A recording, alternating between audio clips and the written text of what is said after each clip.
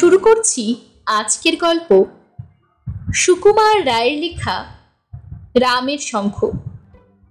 গরিব চাষা বেচারার বড় দুরবস্থা। সেবার তার ক্ষেতের শস্য এতই কম হয়েছে যে তার দুবেলা পেট ভরে খাওয়াই জোটে না। তার ভাঙা কুড়ের পাশেই একটা দুষ্টু লোকের বাড়ি। সে অনেক গরিব লোককে ফাঁকি দিয়ে দেদার টাকা আর মস্ত দালান করেছে। চাষা সেই লোকটার কাছে গিয়ে জিজ্ঞাসা করলো, কি করে টাকা জমায় বলতে পারো কি? দুষ্টু লোকটা ভালো মানুষের মতো মুখ করে বলল, রাম নাম জপ কর, টাকা তিনিই দেবেন। চাষা বেচারা ভালো মানুষ।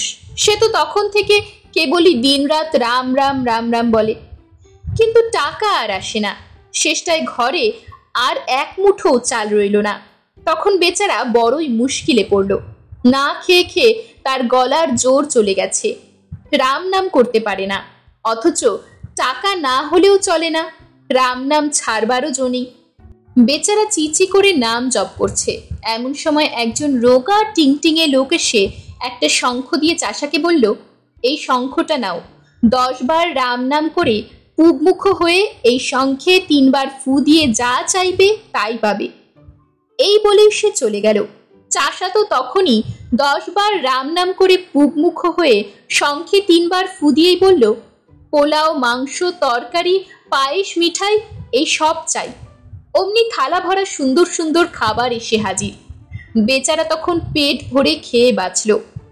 তার পরের দিন যখন সেই দুষ্টু লোকটার সঙ্গে চাষার দেখা হলো, তখন সে চাষাকে জিজ্ঞাসা করলো, কি ভাই, তোমার আজ এত ফুর্তি কেন?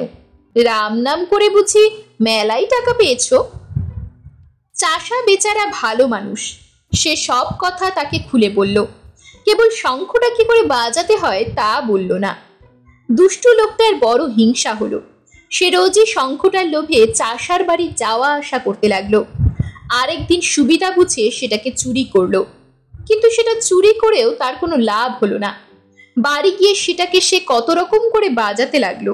তার নানান জিনিস চাইতে লাগলো, কিন্তু কিছুই পেল না। শেষটায় খুব জব্দ হয়ে সে চাষার কাছে ছুটে গেল আর বলল, তোমার শঙ্খটা আমি চুরি করেছি।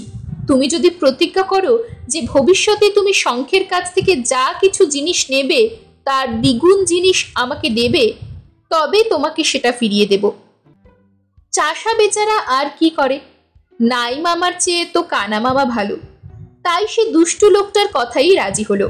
তখন থেকে শঙ্খের কাছে সে যা কিছু জিনিস পায়, দুষ্টু লোকটা তার দ্বিগুণ জিনিস পায়।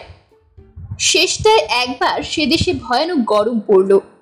বৃষ্টি বন্ধ হলো আর নদী, পুকুর, কুয়ো সব শুকিয়ে গেল। তখন চাষা শঙ্খের কাছে একটা জল ভরা কুয়ো চাইল।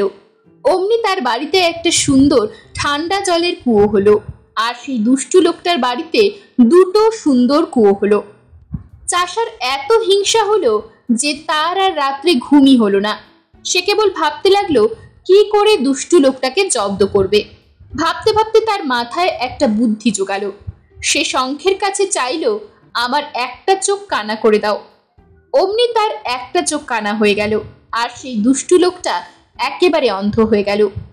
অন্ধ হয়ে যেই সে ঘর থেকে বেরোবে, অমনি সে 2টো কুয়োর একটার মধ্যে পড়ে গেল আর হাবুডুবু খেয়ে ডুবে মরল। এরকমই আরো সব গল্প পেতে চ্যানেলটিকে সাবস্ক্রাইব করে দেবেন। আর গল্পটি যদি ভালো লেগে থাকে তাহলে লাইক, শেয়ার আর কমেন্ট করে দেবেন।